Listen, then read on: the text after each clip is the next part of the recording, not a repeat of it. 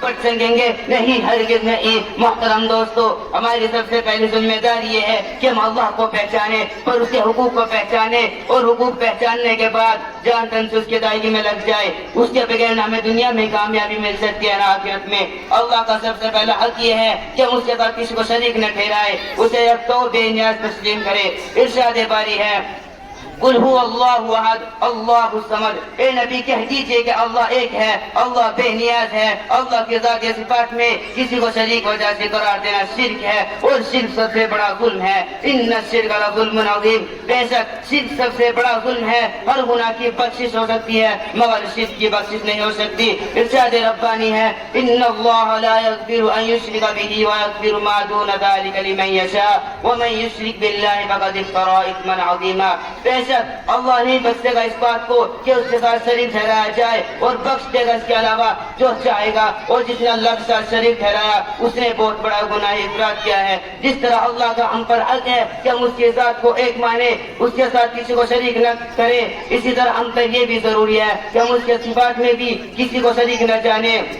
جس طرح اللہ تعالیٰ کو دور و نزدیک کی خبر ہے، ہر کھلی اور ہر چھپی چیز کا علم ہے، کسی اور کے متعلق ہمارا یہ عقیدہ نہ ہو۔ جس طرح اللہ تعالیٰ کے قبضے و تصریف میں یہ ساری کائنات اور یہ اس کا نظام ہے، وہ اسے جیسے چلاتا ہے، بناتا اور بگاڑتا ہے، کسی اور کے اندر وہ قدرت و طاقت نہیں ہے۔ اسی طرح اللہ تعالیٰ کا ہم پر یہ بھی حق ہے کہ ہم اس کی عبادت و اطاعت کریں، اس کے حکم کے آگے سر جھکا دے۔ اس نے اپنے نبی آخر الزماں صلی اللہ علیہ وسلم کے ذریعے جو دین اسلام بھیجا ہے، ہم اس کے مطابق اپنی زندگی گزارے اور اللہ کی عبادت اس طرح کرے گویا مجھے دیکھ رہے ہیں۔ اگرچہ ہم اپنی انسانی آنکھوں سے خدا کو نہیں دیکھتے، مگر اس میں کیا شک و شبہ ہے کہ خدا ہمیں ہر وقت دیکھ رہا ہے۔ ہماری حرکت و سکون اس کی نگاہ میں ہے، ہمارا ہر قدم اس کے ارادے و مشیت کے مرہون منت ہے۔ حضور اقدس صلی اللہ علیہ وسلم ارشاد فرماتے ہیں ان تعبد اللہ کانک تراہ فان لم تکن تراہ فانہ یراک، اللہ کی عبادت اس طرح کرو گویا تم اسے دیکھ رہے ہو،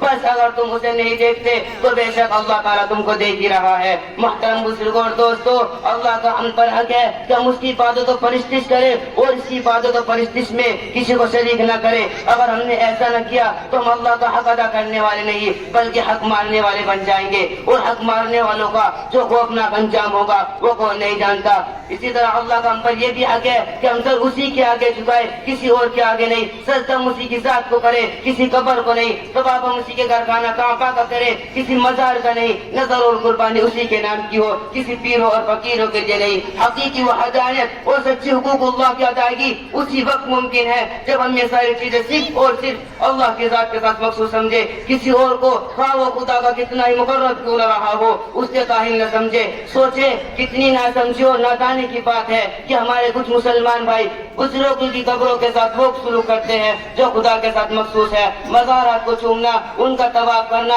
مزارات کو مسجد کرنا، ان پر منتیں ماننا، چادروں کا اور اس طرح کی بہت سی خرافات میں مبتلا ہے۔ اور سب سے عجیب بات تو یہ ہے کہ